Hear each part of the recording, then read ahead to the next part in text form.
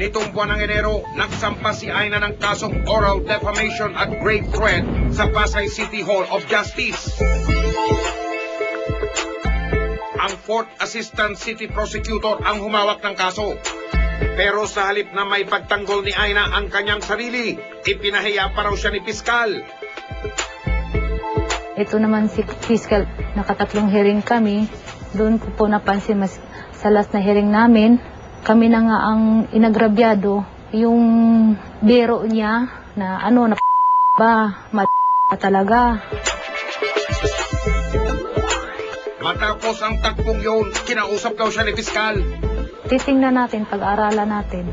Pero sa isang kondisyon, bibigay ako sa kanya ng 10,000. Yung 10,000 na yun, sa hipi pa niya yun. Hindi pa siya kasama. Kung ganun sa bigay mo sa hipi, ganun din sa akin. Pero binigyan naman daw siya ng option number 2. Bigay ako sa kanya 10,000, kasama na ipagtalik ako sa kanya.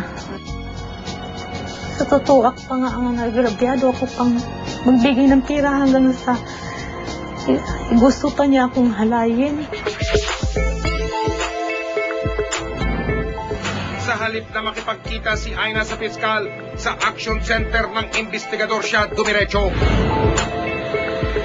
Dahil dito, sinimula namin kilalanin ang inireklamo ni Aina na Piskal ng Pasay, si Atty. John Geisler F. Imperial.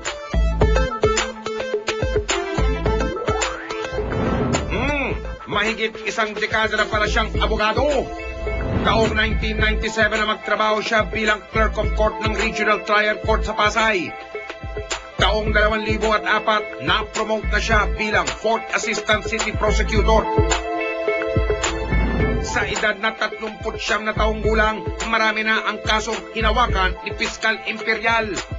Siya nga po pala, hindi binata si Piskal. Excuse me po.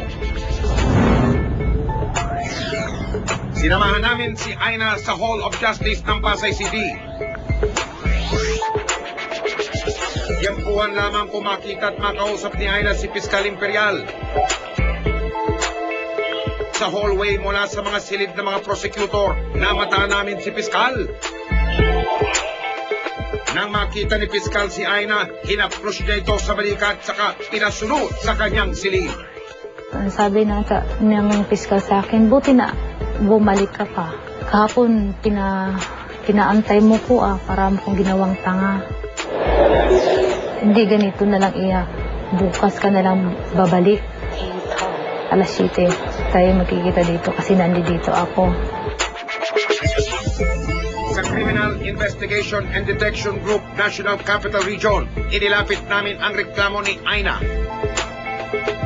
Ang grupo ni Atty. Joaquin Alba ang hahawak ng kaso.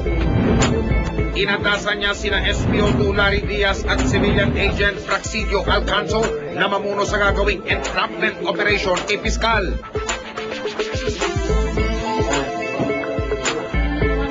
Pinagplanuhan na ang gagawing entrapment kay Piskal Imperial.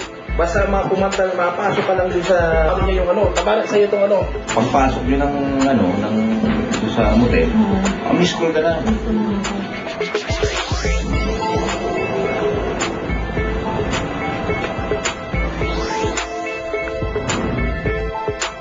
Pagdating sa Hall of Justice ng Pasay, wala si Piskal.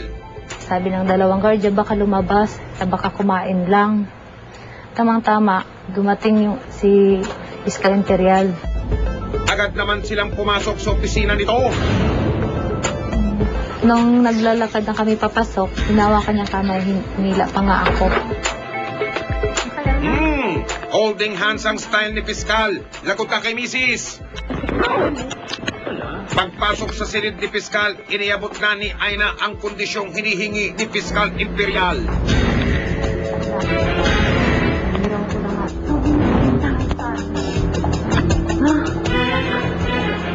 Pero ang isa pang kondisyon, walang patawad na hinihingi raw ni Piskal kahit pa may buwanang dalaw si Aina.